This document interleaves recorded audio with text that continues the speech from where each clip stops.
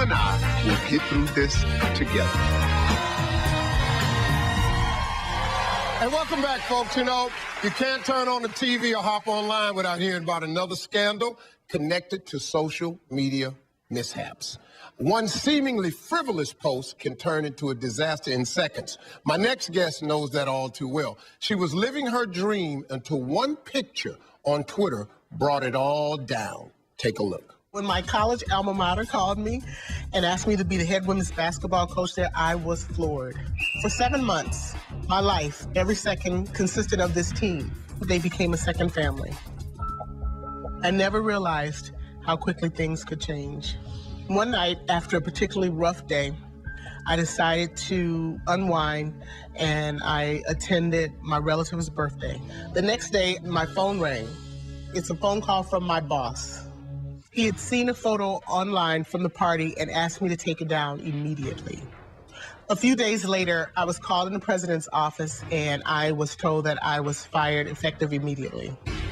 I was stunned. One picture, one flash, and my dream job was over. This is the photo, everybody, that caused Gwinnetta to lose her job, the job that she's wanted for her entire life. These are drinking straws, but they're penis-shaped drinking straws.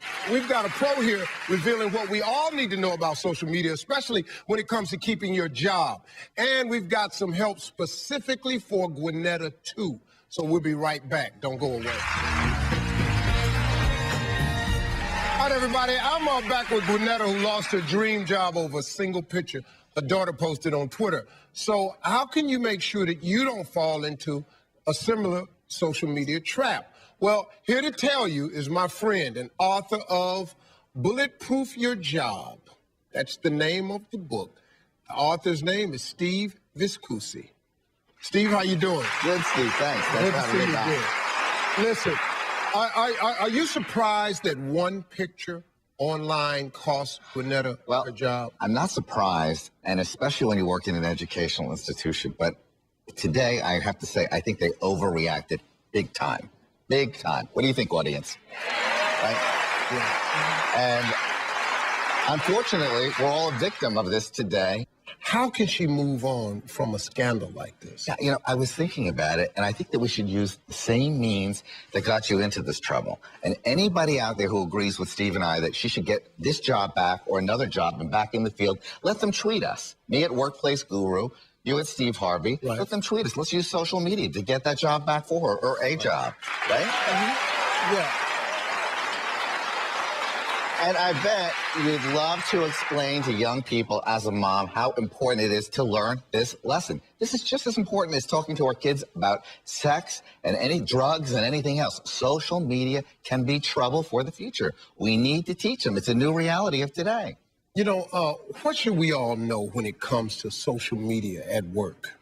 I think it's very important that expression, a picture is worth 1,000 words. It's not just your picture and the way that you look, but you could be dressed in a suit like us, but standing near a pole dancer and get in trouble.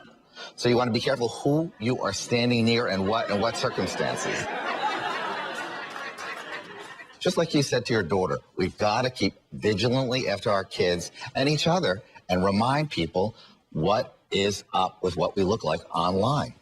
Wow. Okay. How does social media affect all the aspects of employment? Today, it affects everything. Starting when you get hired, when that resume goes in, guess what? They first look what you look like on Facebook, on Twitter, or on social media. Then when you go to get a raise, guess what? They go in online and they want to see what you're doing. Shirtless pictures out. Don't think of it as your form of finding a friend. Go on some dating service for that. Keep your social media locked and keep it private. I really am serious when I say I'm going to forward a copy of this tape to the school, and not in a belligerent way, but just in a respectful way. I would just like to say, I would like for you all to see this and hear it for yourself and understand her true heart, content, and character. You're not a bad person. You know, look, the stance you took was unbelievable. I don't know many people like that. I would love to have this woman working in any place that I know, and I promise you, we're going to hear from audience members. I know it, and we're going to get you back to work. No doubt about it. I can't see. I can't imagine that this holds up. Robert Downey Jr. back at work. And General Petraeus. He can get his job. They keep the job. General Petraeus back at work. Well, I understood that situation. I saw that. I don't know if y'all. Well, but for her to come forward and be so nice about it and tell your story, I think is heartwarming for everybody, really. It really is. But I want something to happen behind this. I really do it because I just think that people like this are so important in education. And, you know, it's enough people being fake, like nothing ever goes wrong. People make mistakes all the time. Yep. Life is a series of mistakes and get-ups. Nobody's perfect. That's what everybody needs to remember. And it just remembers that when you make a mistake and you're willing to admit it and learn a lesson, those are the people we want on our team. And we want you back on a basketball team for the same reason. Wow. Wow. I think that's good. I want to say thank you to Gwinnetta and thank you, Steve, for stopping by. I wish you nothing but the best. And guess what? I know the best is going to happen for you because people like you, they deserve the right thing to happen.